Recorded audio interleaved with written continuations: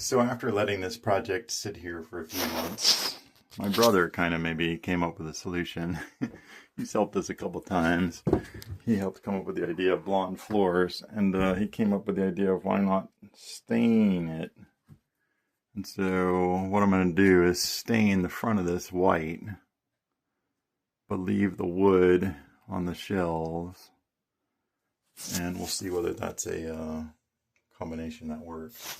Right now I'm just taping this off to keep any stain from getting onto the wood. Maybe? Whoops, I forgot to film the trim going up. And I obviously messed up here. Just fill all that in with caulking. I don't know about this stain treatment. I think we're going to probably wind up just painting these parts white.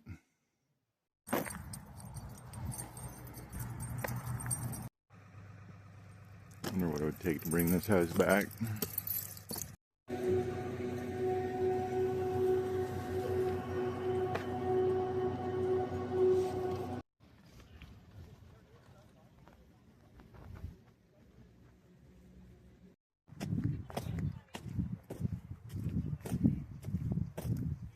Looks like the train derailed.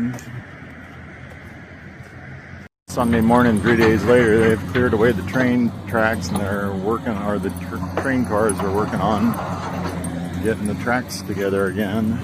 It's kind of fun in the winter. You can see, it's winter, things are awful green, but you can see through the trees a little bit better, and I can see our neighbor's house right back up here, right next door to us, and two big leaning trees, but can't see ours.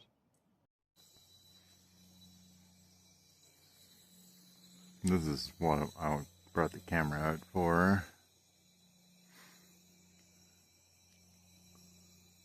So pretty. Ski hills right up there. So I should say that this is the after right here.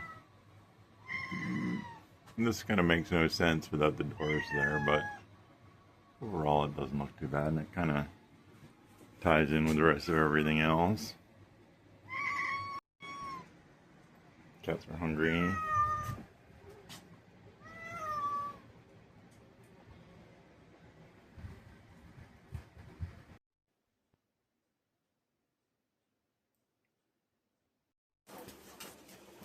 Plum wine circa, I think, fall of 23. Let's see how this is.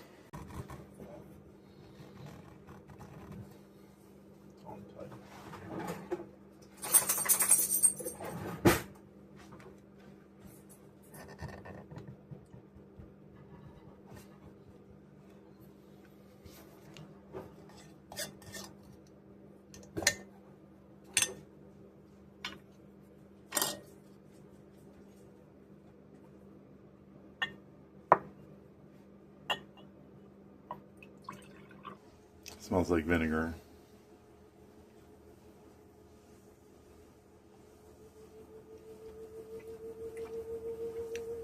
Tastes like vinegar.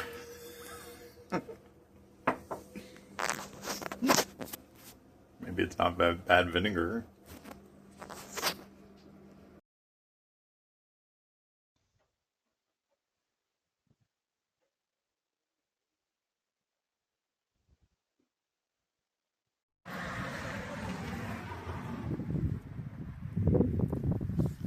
That's cool. Donated. This is most of them. And Deb put these in. Need to do something about these borders. I'm gonna move these beds here. Turn them that way. The meadow transformation project yesterday mowed. We put down seeds last fall everywhere through here. 15 different varieties of natives. After doing a lot of dethatching and whatnot.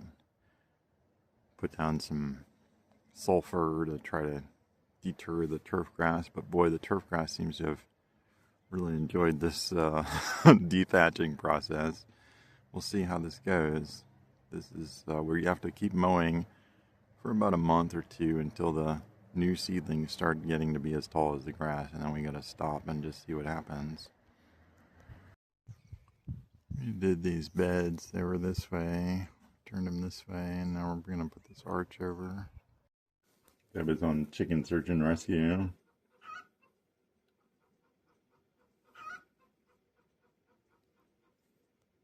Hard to see right now, but archways for squashes. Screen porch season is back.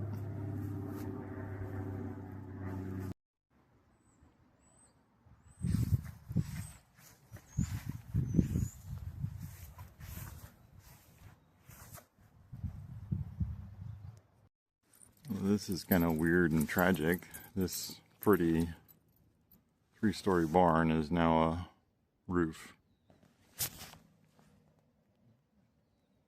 Looks like it collapsed.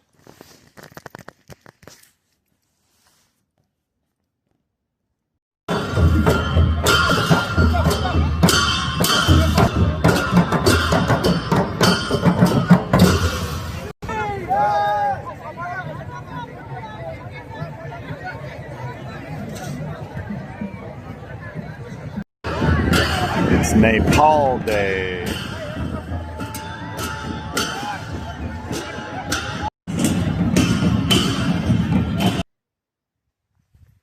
Vegetable garden is starting to look like something again. Exciting. Well, this is how the meadow conversion project is going. We've mowed 3 times this spring. Now we're seeing what grows up. And so far it seems to be an awful lot of bindweed, which is sort of scaring us quite a bit. We got a good clump of alfalfa going here, but we don't really have a clue what sort of natives we have, if we have any, or how we're going to deal with this bindweed.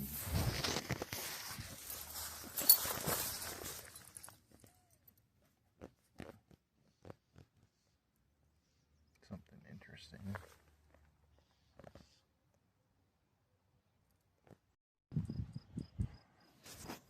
So this is how the meadow conversion project is going. We had a heck of a lot of bindweed growing up, and now I'm mowing. We got the lushest, greenest grass ever. Not all sure what's growing in here. I hope I'm not killing it by mowing, but I'm operating under the instructions of a finer gardener. We'll see how this all goes. I'm going to leave some areas unmowed that don't have bindweed in them and see whether that does anything either.